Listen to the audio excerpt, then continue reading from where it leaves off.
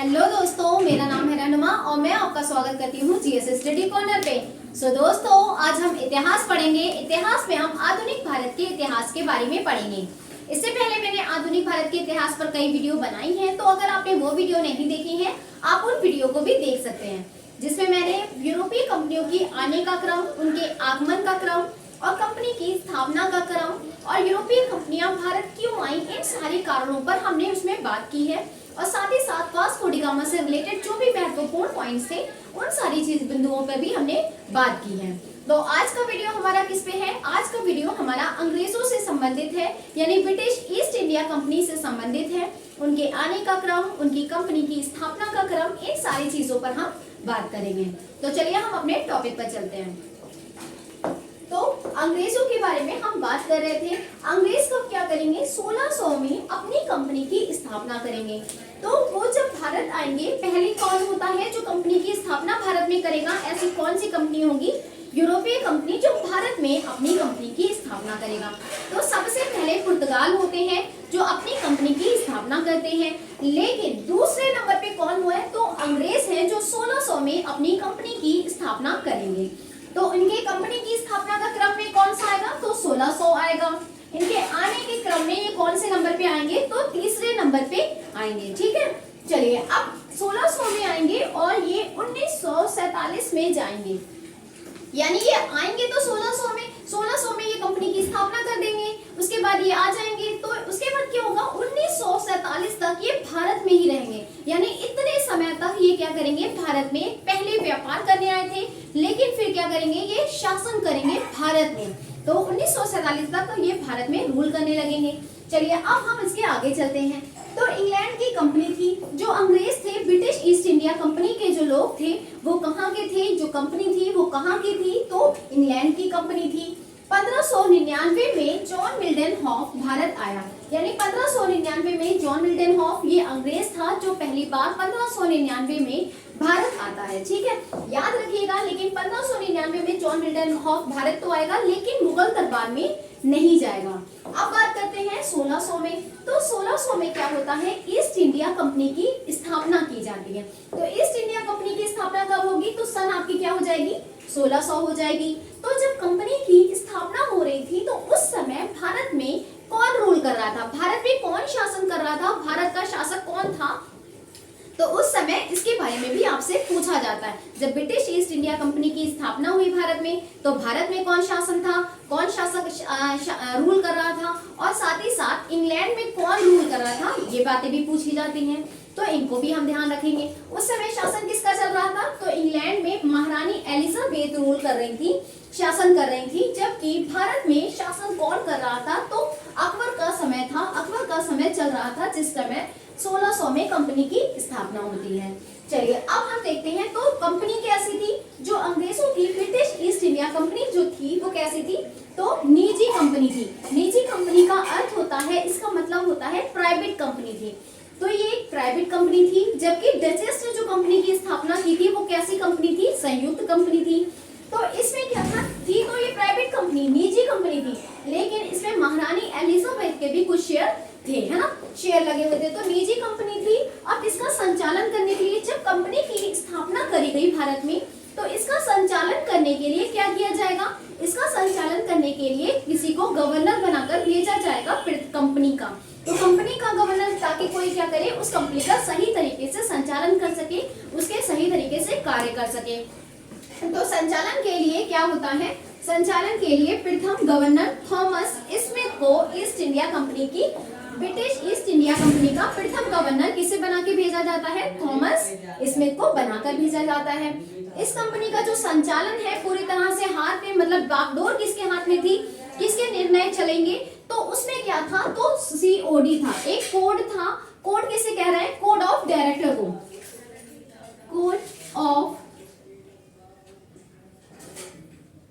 Code of director था जो 24 लोगों का था। मतलब कोड ऑफ डायरेक्टर वो लोग कहलाते थे जो कंपनी में जिनके शेयर ज्यादा लगे हैं, जो बड़े शेयर धारक हुआ करते थे, वो क्या करते थे? जो 24 मुख्य लोग थे वो इस कंपनी का संचालन किया करते थे। उनकी देख रेख में उनके निर्णय लेने वाले कौन हुआ करते थे? मेन मुख्य कौन होंगे?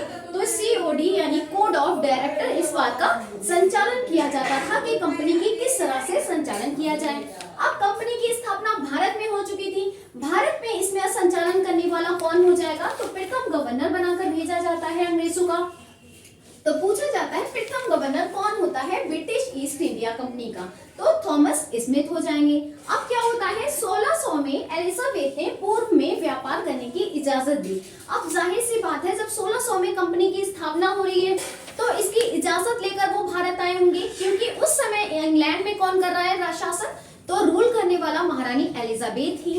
तो जब वो वहां पर पहुंचते हैं, महारानी एलिजाबेथ से व्यापार करने की अनुमति मांगते हैं कि हमें बाहर यानी कि पूर्व के देशों से हमें क्या करने की, व्यापार करने की इजाजत मांगते हैं, अनुमति मांगते हैं। तो महारानी एलिजाबेथ क्या करती हैं, उन्हें अनुमति प्रदान करती हैं, लेकिन वो कहते हैं हमें सिर्फ व्यापार करने की, हमें ट्रेड करने की सिर्फ अनुमति नहीं चाहिए, बल्कि हमें क्या चाहिए, हमें चाहिए है कि हमें एक अधिकार चाहिए। तो एक अधिकार क्या होता है, एक अधिकार वो होता है कि इस तरह की महारानी एलिजाबेथ से एक तरह के एक अधिकार, एक मोनोपोली मांग रहे थे, जिसमें क्या हो लिखा हो कि ये लिखा हो कि जिसमें जब तक ये ब्रिटिश ईस्ट इंडिया कंपनी आपकी यहाँ भारत में यानी पूर्व के देशों में व्यापार करेगी, तब तक पूरे इंग्लैंड से, पूरे लंदन से कोई भी कंपनी, कोई भी बड़े से बड़ा बिजनेसमैन जाकर वहां पर क्या नहीं कर सकता, व्यापार नहीं कर सकता,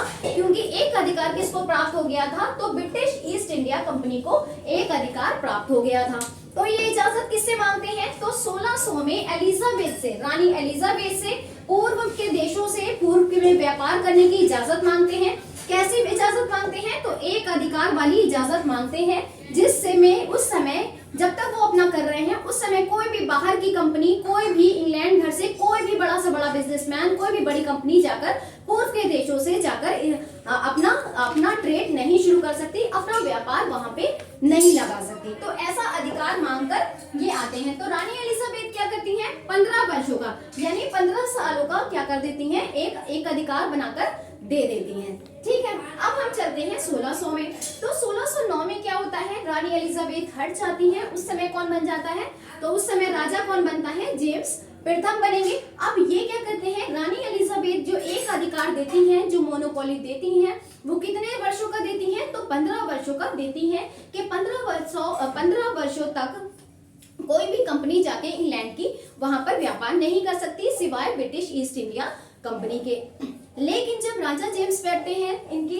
1609 में राजा जेम्स प्रथम बैठते हैं, तो जो उन्होंने 15 वर्षों का जो एक अधिकार दिया था, राजा जेम्स इसको बढ़ा देते हैं। इसको बढ़ाकर कितना कर देते हैं, तो अनिश्चित काल कर देते हैं। जो 15 वर्षों का था उसका एक अधिकार कितना कर दिया, तो अनिश्चित काल का कर दिया, अनिश्चित समय के लिए। अब जब तक चाहे अंग्रेज जब तक वहां पर अपना व्यापार कर सकते हैं, कोई समय का प्रतिबंध नहीं बताया। ठीक है, अब आगे चलते हैं। तो वो अंग्रेज जब भारत आए तो वो किस जहाज से आए, क्या जहाज, कौन सा जहाज था, तो आपसे पूछा जाता है। तो आपको ध्यान रखना है, उस जहाज का नाम आपको ध्यान रखना है, क्या हो जाएगा, रेड ड्रैगन हो जाएगा, जिसमें अंग्रेज बैठकर भारत आते हैं। चलिए अब बात करते हैं प्रथम सफल व्यापारी केंद्र। तो प्रथम सफल जो व्यापारी कोठी लगाते हैं, जो केंद्र लगाते हैं, वो कहाँ लगाएंगे, मसूलीपट्टनम में। तो इसके बारे में मसूलीपट्टनम में यहाँ पे अपना केंद्र बनाते हैं। तो अब किस तरह से, क्योंकि आपने एक चीज देखी, 1600 में कंपनी की स्थापना हो रही है और कब तक, 1947 तक वो यहाँ पर रहेंगे। यानी जो इसके बीच का समय है वो क्या है, बहुत ही ज्यादा उनके शासन करने का समय रहा है, क्योंकि बहुत ही लंबा वो भारत में रुकेंगे। क्योंकि वो जब वो आए थे भारत, तो उनका उद्देश्य क्या था, उनका उद्देश्य सिर्फ इतना था कि वो अपनी कंपनी यहाँ पे आएंगे, लगाएंगे और यहाँ से व्यापार करेंगे और उसका प्रॉफिट खूब कमाएंगे। लेकिन जब वो भारत में आ जाते हैं तो उनका उद्देश्य बदल जाता है। उनका उद्देश्य क्या हो जाता है कि अब वो भारत में अपना साम्राज्य बढ़ाएंगे, अपना साम्राज्य फैलाएंगे और उसका विस्तार करेंगे। और साथ ही साथ क्योंकि वो ईसाई धर्म के थे, तो वो ईसाई धर्म का प्रचार प्रसार भी करना चाहते थे। वो अपनी जो उनकी भाषा थी, उन सारी चीजों को यहाँ पर फैलाना चाहते थे। तो उन्होंने क्या किया, वो यहाँ पर आएंगे, अपने किस तरह से वो अपने यहाँ पे अपने पांव को फंसारेंगे और किस तरह से वो भारत में अपना विस्तार करेंगे, इन सारी बातों पे भी हम बात करेंगे। लेकिन सबसे पहले हम बात करते हैं उत्तर भारत में। तो उत्तर भारत में वो अपना विस्तार किस तरह से बढ़ाएंगे, अपना किस तरह से फैलाएंगे, अपने किस तरह से अधिकार करेंगे, इन सारी चीजों पर हम बात करते हैं। तो सबसे पहली बात, उत्तर भारत में किस तरह व्यापार किया, किस तरह से विस्तार किया, तो हम देखते हैं। आपने नाम सुना होगा कैप्टन हॉकिंस का। तो कैप्टन हॉकिंस पहला अंग्रेज था जो मुगल दरबार में पहुंचा था। आपसे पूछा जाता है पहला अंग्रेज कौन था जो मुगल दरबार में पहुंचा, तो पहला अंग्रेज कौन है, मुगल दरबार में पहुंचने वाला कैप्टन हॉकिंस है। यहाँ पे आपने देखा कि यहाँ पे आपने देखा जॉन मिल्टन हॉफ भारत आया था, लेकिन याद रखने वाली क्या चीज है कि जॉन मिल्टन हॉफ का नाम क्यों नहीं आता, नाम इनका ही क्यों पूछा जाता है, क्योंकि कैप्टन हॉकिंस जो थे वो पहले ऐसे व्यक्ति थे, पहले ऐसे अंग्रेज थे जो मुगल दरबार में पहुंचे थे, मुगल दरबार में गए थे। ठीक है, 1609 में ये मुगल दरबार में पहुंचते हैं। मुगल दरबार में जब पहुंचते हैं तो उनका जो उस समय जो शासन चल रहा था, उस समय जो शासक था, उस समय जो राजा था वो कौन था, उस समय जहांगीर का शासन चल रहा था। तो जब जहांगीर के दरबार में कैप्टन हॉकिंस पहुंचता है, जब वहां पहुंचता है तो कैप्टन हॉकिंस के दरबार में जाता है तो जहांगीर से बातचीत करता है। तो जो जहांगीर से वो बातचीत करता है वो किस लैंग्वेज में बात करता है, तो वो टर्किश लैंग्वेज में बात करता है। यानी कि वो था तो अंग्रेज, लेकिन वो उससे अंग्रेजी में बात ना करके किस भाषा में बात कर रहा था, तुर्की में बात कर रहा था, तुर्की भाषा में बात कर रहा था। और जहांगीर क्या होते हैं, बहुत ज्यादा खुश हो जाते हैं क्योंकि इन्हीं की भाषा में इनसे बात करते हैं ये लोग। क्योंकि मुगल जो थे, जो दिल्ली सल्तनत के सुल्तान थे, वो सारे कौन थे, वो सब भारत बाहर से आए थे। तो बाहर से आने की वजह से इनको जो इनकी भाषा थी, इन लोगों की भाषा में ये बाहर से आकर भी बात करते हैं। तो आपको याद रखना है, कैप्टन हॉकिंस होता है, जहांगीर के दरबार में पहुंचता है, लेकिन भाषा कौन सी इस्तेमाल करता है, इनकी भाषा इस्तेमाल करता है, तुर्की में बात करता है, जिससे जहांगीर क्या होते हैं, बहुत ज्यादा खुश हो जाते हैं और उसे क्या करते हैं, 400 का मनसब दे डालते हैं और साथ ही साथ इंग्लिश खां की उपाधि दे डालते हैं। क्योंकि अंग्रेज होने के बाद भी वो भाषा में कौन सी बात कर रहा है, तुर्की में, जिससे वो बहुत ज्यादा इंप्रेस हो जाते हैं। तो कैप्टन हॉकिंस 400 का मनसब देते हैं और इंग्लिश खां की उपाधि दी जाती है, किसके द्वारा, जहांगीर के द्वारा। अब आगे चलते हैं, इंग्लैंड के राजा जेम्स की तरफ से भारत आया था। अच्छा, ये बात आपको ध्यान रखना है क्योंकि 1609 में ये क्या आ रहा है, कैप्टन हॉकिंस भारत आ रहा है और यहाँ पे इंग्लैंड में कौन है 1600 में, राजा जेम्स।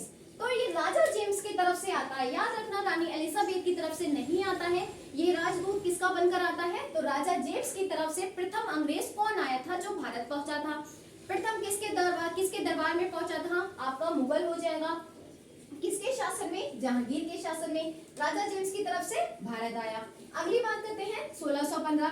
तो जब ये आपने देखा कैप्टन हॉकिंस आता है, तब ये क्या करता है, अपना अनुमति मांगता है, क्योंकि वो दरबार में जा रहा है, किसी न किसी वजह से जा रहा होगा, तो वो अनुमति मांगने जाता है कि हम अब क्या करना चाहते हैं, हम यहाँ पर व्यापार करना चाहते हैं। और उस समय शासन किसका चल रहा था, जहांगीर का शासन चल रहा था।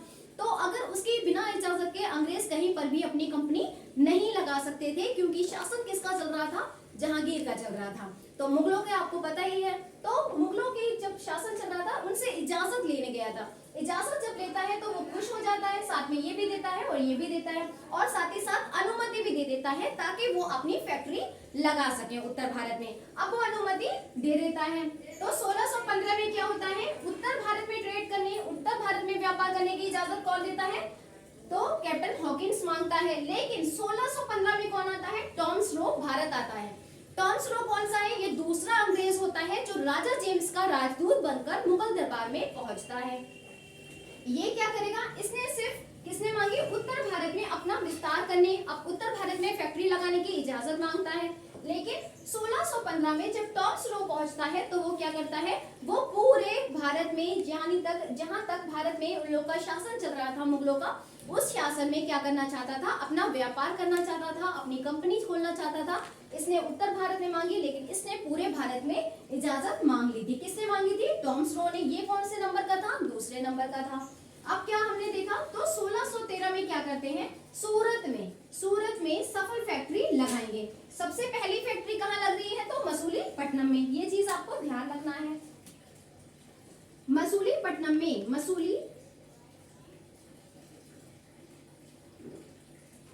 मसूलीपट्टनम में। तो मसूलीपट्टनम में पहली, मसूलीपट्टनम या मछलीपट्टनम, तो इसमें क्या करते हैं, पहली फैक्ट्री अंग्रेज अपनी लगाते हैं। तो पहली फैक्ट्री कब लगाते हैं, अभी हमने पढ़ा प्रथम सफल फैक्ट्री, जो प्रथम व्यापारिक उनकी कंपनी कहाँ लगी थी, पहली फैक्ट्री मसूलीपट्टनम में लगी थी।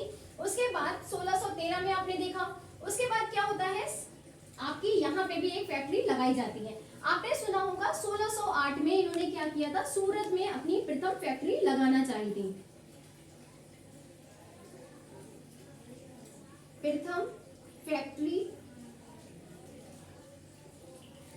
सूरत में प्रथम फैक्ट्री लगाना चाहते थे 1608 में, लेकिन 1608 में यहाँ पे फैक्ट्री लगाना चाहते हैं, कुछ दिक्कतें आती हैं, कुछ परेशानियां आती हैं, जिसकी वजह से, क्योंकि 1609 में इसने इजाजत मांगी है, उससे पहले इजाजत नहीं मांगी थी, तो क्या हुआ था, यहाँ पे जो फैक्ट्री अंग्रेज खोलना चाहते थे वो फैक्ट्री खोलने में असफल हो गए। क्या हो गए, असफल हो गए। इसलिए यहाँ पे वो फैक्ट्री लगाना चाहते थे लेकिन फैक्ट्री नहीं लगा सके।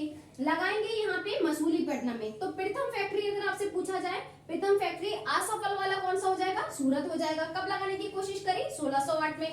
लेकिन प्रथम फैक्ट्री कब लगाएंगे, प्रथम फैक्ट्री, क्योंकि ये क्या थी, सफल थी, इसको लगाने में इन्हें सफलता मिली थी, तो इन्होंने अपनी फैक्ट्री लगा दी थी मसूलीपट्टनम में। अब हम देखेंगे 1613 में क्या होता है। 1613 में क्योंकि 1608 में यहाँ पे फैक्ट्री लगाना चाहते थे, नहीं लग पाई, लेकिन 1609 में यहाँ पे ये पहुंच जाता है और फिर बाद में क्या करता है, ये इजाजत मांग लेता है। उसके बाद जो फैक्ट्री 1608 में लगने को थी वो 1608 में ना लगकर 1613 में सूरत में पहली फैक्ट्री यहाँ पर लग पाती है। सूरत में सफल फैक्ट्री लगाएगा कब, तो 1613 में। 1613 में पहली फैक्ट्री लगा लेगा 1613 में, ठीक है। यहाँ पे कब लगेगी, प्रथम फैक्ट्री मसूलीपट्टनम में। 1608 में क्या थी, ये असफल फैक्ट्री थी। सूरत में अंग्रेजों की प्रथम फैक्ट्री खोलना चाहते थे लेकिन ये असफल रहे थे, इसलिए प्रथम सिर्फ प्रयास यहाँ पर किया गया था, प्रथम प्रयास यहाँ पे किया था। ये चीज आपको ध्यान रखना है। यहाँ पे जो फैक्ट्री लगेगी वो 1611 में पहली फैक्ट्री लगेगी और 1613 में सूरत में लगेगी। 1608 में खुलने वाली थी लेकिन खुल नहीं पाई थी। तो चलिए, अगर आपको वीडियो मेरी पसंद आई हो तो प्लीज वीडियो को लाइक करें, शेयर करें, कमेंट करें और हाँ, चैनल को सब्सक्राइब करना ना भूलें। Thanks for watching my video.